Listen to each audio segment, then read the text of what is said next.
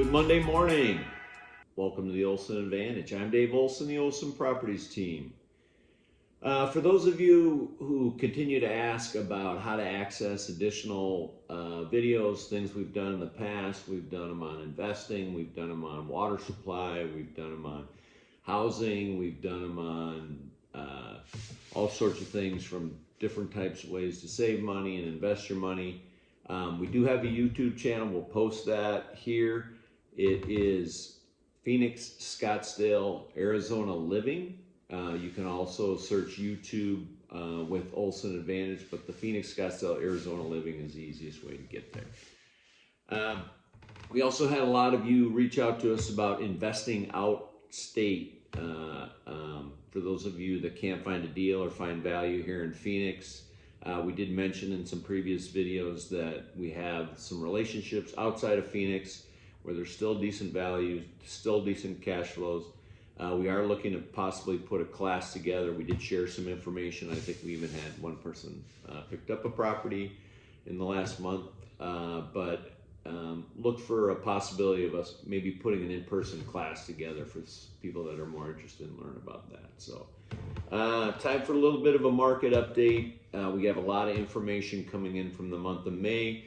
It'll be the next 3 videos, so we're going to kind of break it up into segments. But first, we want to always take a look at history, see where we came from. So we posted a fun little picture here. This is actually looking at downtown Gilbert. So this is from 1943. I know it's a black and white photo. It almost appears older, but that's the date of the photo. And if we fast forward to today, note the water tower. See where the arrow is? Note the water tower. Unfortunately, this is a different angle, but it is the same water tower. That's what downtown Gilbert looks like today. Obviously, a ton of growth out in the East Valley since the 40s. A lot of that agricultural land has gone away. And again, that's why we're using less water than we did then. But when we think about the health of real estate, we always want to be conscious of the growth of the population, the growth of jobs and the types of jobs, the diversity of those jobs, the type of pay and the income that comes from those jobs, and then what are the plans and the infrastructure long term?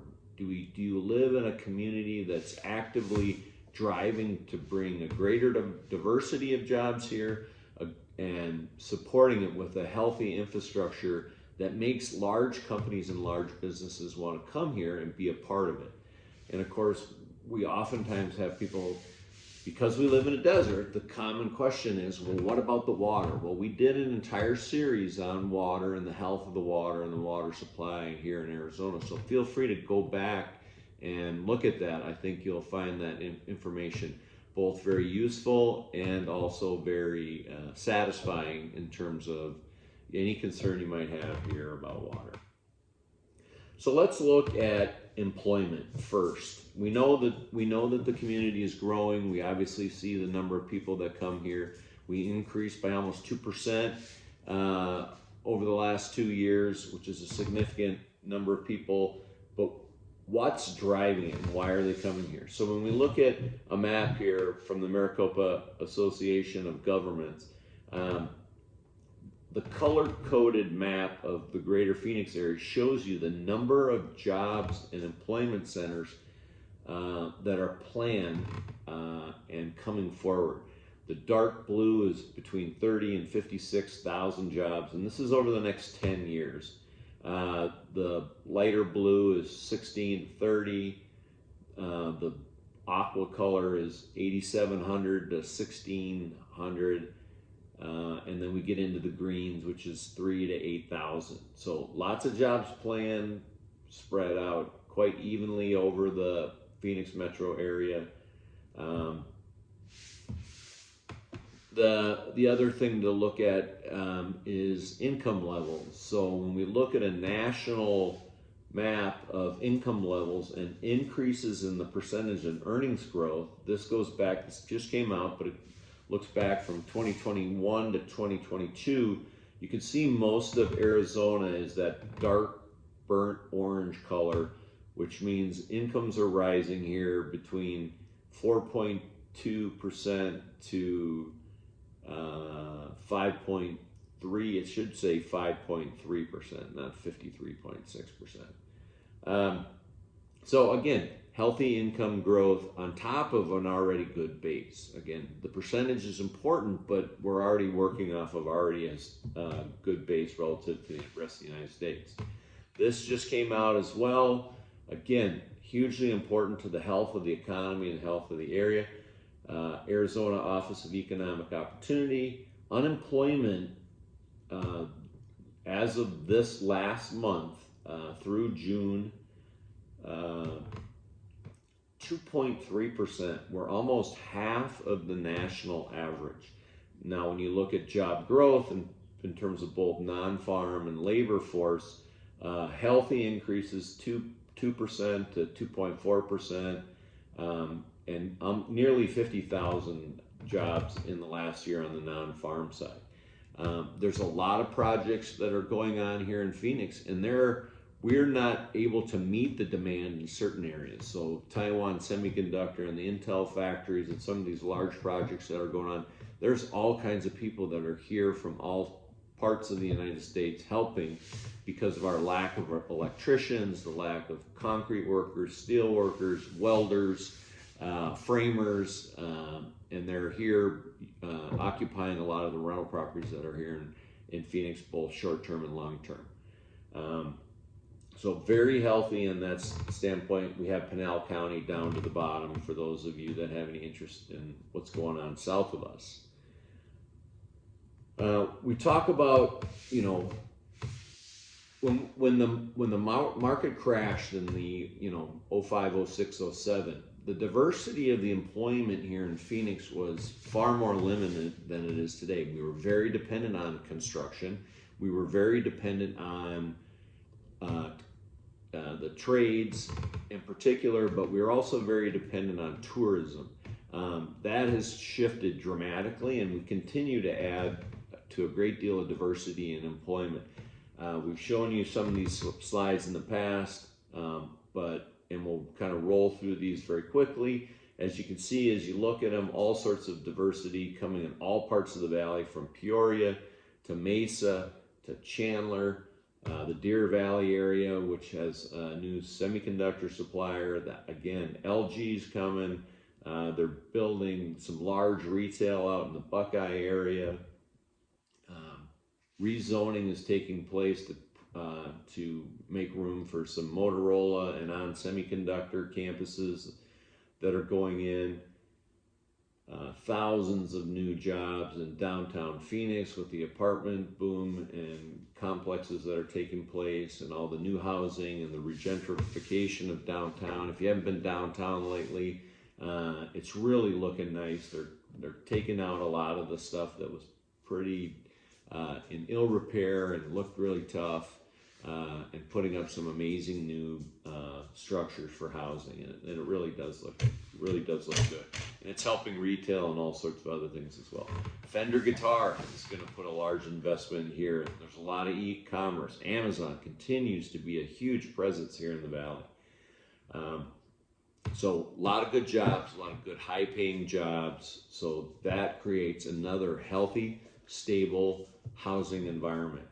I went to a conference, Maricopa County Board of Governors, and they talked about a very large development that's going to take place up in the Northwest Valley. So imagine North Peoria, Glendale, out towards Lake Pleasant, and then the entire direction out towards Wickenburg. So here's a map.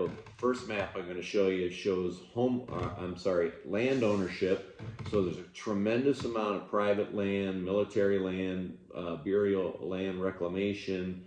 We have some parks out there. That's the first slide. And the second slide we show you is what the future plans on all those areas are. Note that a lot of the open spaces are going to be left that way, which is good. It's some of the most beautiful desert in Phoenix. If you haven't been out there, made that drive out to Wickenburg, tons of saguaros, rolling mountains. It's really quite beautiful out by Lake Pleasant. But as you look closely, you can see some of these very large planned community areas that are planned, development areas for additional scenic corridors. There's also some multifamily housing, single family housing, large lot, rural housing that's all being zoned and planned for. So again, a lot of good thought is being put into the development of that land, and again, that makes it very attractive long term. There's good planning that takes place. You can see that all over the valley. The valley, as you drive around, it flows pretty well even during rush hour. So what does that mean? So when we look back, we've done a pretty good job. So with an all-in number, if you go back 21 years, the median home price, and this is an all-in number, was $169,000. Today, we saw an all-in number. We're at about a 4% growth rate. Now remember, we had COVID in there. We had a housing crash. We had a financial meltdown. We've had, a lot of other things take place as well. And here we are, healthy at a 4%. Now, if you pull luxury out of that number and we look at just 2,500 square foot homes and under, we're actually at a healthier 5% rate. So a $130,000 home 21 years ago is now worth roughly $430,000. So we're actually tracking above a 5% appreciation rate. So what does that mean? We've talked about it on prior videos. If you bought a $400,000 home today, 20 years from now, that home would be worth nearly $1.2 million if we can continue to track at this 5% appreciation rate. It's not going to be the nice smooth orange line that you see here on the slide. There's going to be some bumps in the road, I can almost assure you and guarantee you, but with the planning and the preparation that we do, chances are we are going to get there. Hopefully you found this information useful. Again, if you ever have any questions, don't hesitate to text the word answers to 59559, and you can always call or text me directly at 623-570-4464. Coming slides, we're going to touch on what's driving the current activity. It's a little soft in terms of the amount of volume, but it's healthy. We'll talk about that. We're going to talk about how is business getting done now, what's driving and keeping the business that we are seeing getting done. How does this market compare to other markets? Is there some parallels between this market and other markets?